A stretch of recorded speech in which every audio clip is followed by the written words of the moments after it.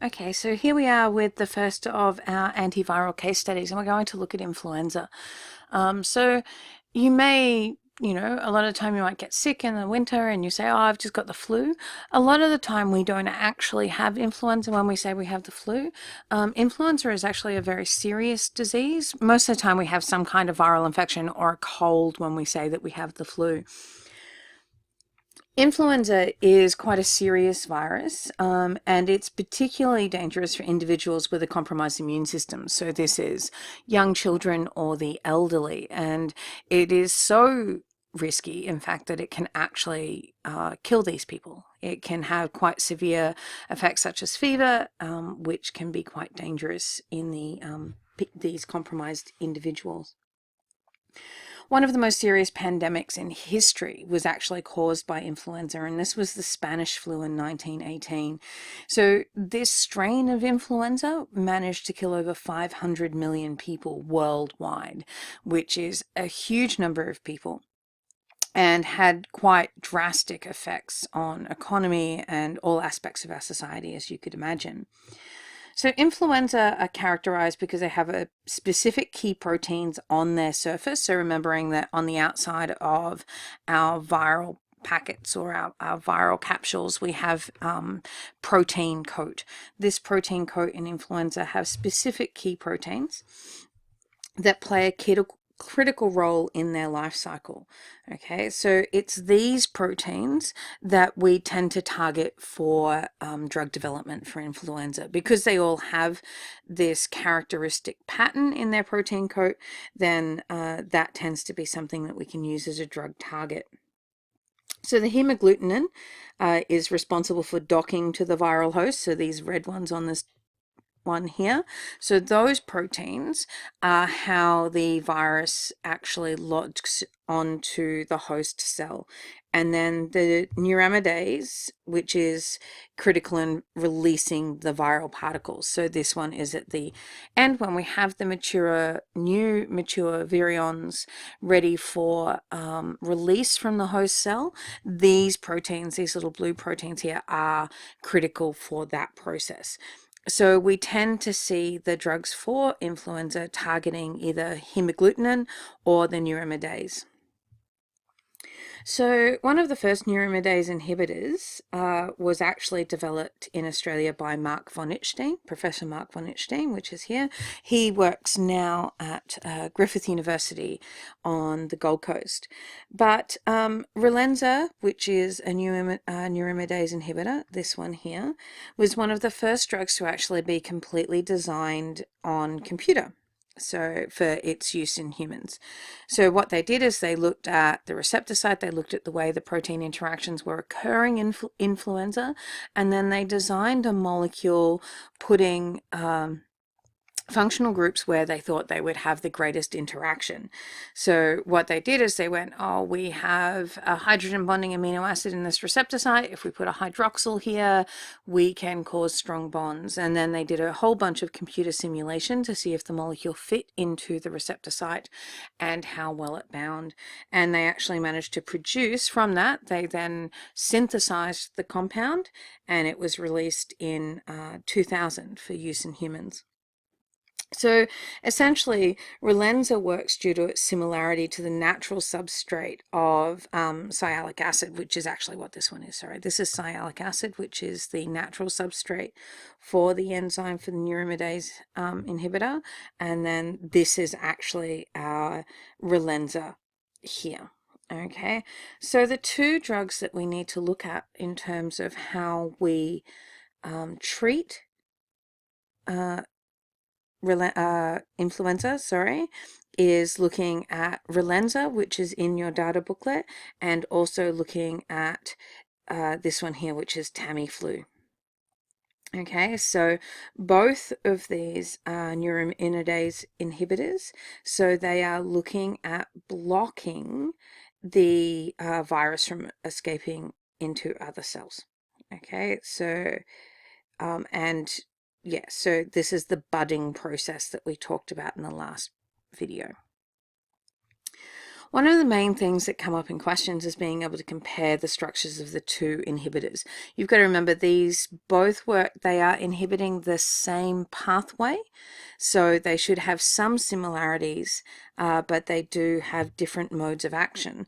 So if we look at this, the Tamiflu, okay, has this ester functional group here. We have a primary amino group. We have the carboxamide or the amide group here in purple. And then we have our ether, the COC into the ring here, in this one here. Whereas if we look at Relenza, zanimivir, we have more hydroxyl groups. So we have the 3 hydroxyl groups. We do have the carboxamide still. We have a carboxylic acid rather than the ester, the 2 primary amines coming off this side and the tertiary amine. And we also have this ether linkage here, which is within the ring. So they do have a number of structural differences. They both work as neuraminidase inhibitors, so they are both working to inhibit the same pathway, okay, that pathway out of the cell. Tamiflu is taken orally, whereas Relenza is actually taken as an inhalation, much like an asthma puffer. It's taken as an inhalation. So there seemed to be some resistance building in Tamiflu, and at the moment Relenza seems to be working with no resistance reported. Of course, this may change over time. There are side effects with these, okay, so we can have nausea and vomiting caused by Tamiflu, which isn't great when you're feeling pretty ill already, and also with Relenza, because it acts through the pulmonary system, through our lungs, that fine particulate inhalant that it is can cause some irritation, which brings on asthma. So just remembering, while these are both neuraminidase inhibitors, which are, as we pointed out earlier, let's go back in here, they are working on the release of the viral particle from the host cell. There are other modes of action for our antiviral medications. So we can block entry into the host cell. So this is either blocking the binding or blocking the endocytosis into the cell. We can alter the genetic information after it's entered the cell, so it's no longer active. Or we can block the release of new viruses. So this is where Relenza and Tamiflu work, okay, because the neuraminidase protein is what promotes the release from the cell here. So these ones work on this mechanism here, okay, the release of the cell.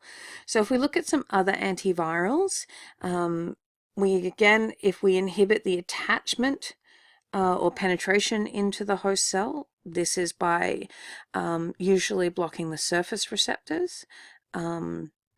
There are some anti-influenza drugs, amanitinidine, which does this, but our more successful ones and the ones that we're looking at are Relenza and Tamiflu.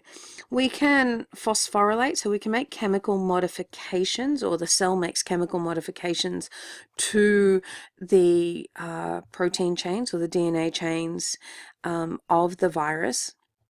And some of our herpes drugs and nucleoside transcriptase inhibitors work in this way. So this is working on the nucleotide, so it's working on the RNA or DNA of the viral package to basically mean that it won't be replicated, or it no longer functions in the way that the virus needs for it to have its mode of action. The other way is through enzyme binding. So you can have enzymes binding near the active site, which promote denaturing or breakdown of the enzyme. And these drugs are often used. There's some of the drugs that are used in HIV to help protect children of pregnant mothers, their children, from picking up HIV from their mothers. Or there are other ones where these are protease inhibitors. So remembering that proteases, if you've done biology, are enzymes that break down the protein. So when the protein chain is made for the new viral coat, what happens here is we have protease inhibitors which prevent this viral coat from being chopped up in the way that it needs to be to form the new virus. So these essentially stop the mature virions from being formed, which means that they aren't then released from the cell and the viral life cycle is ended in that way. So that is it for influenza. You just need to remember the two structures. These ones here are in your data booklet. Be able to realize that they both work by neuraminidase inhibitors, which means they are blocking exit from the host cell. Okay. And this is only one of the ways that we can influence viral release or attachment into the cell, and that we can do this with with influenza, because all influenza strains tend to have that common protein coat with the neuraminidase and our neuraminidase and hemagglutinin proteins present on the outside of it. Okay, so the common structure allows these antivirals to be targeted towards the influenza virus itself, and then it prevents exit of the viral packages from the host cell. Hope that is clear.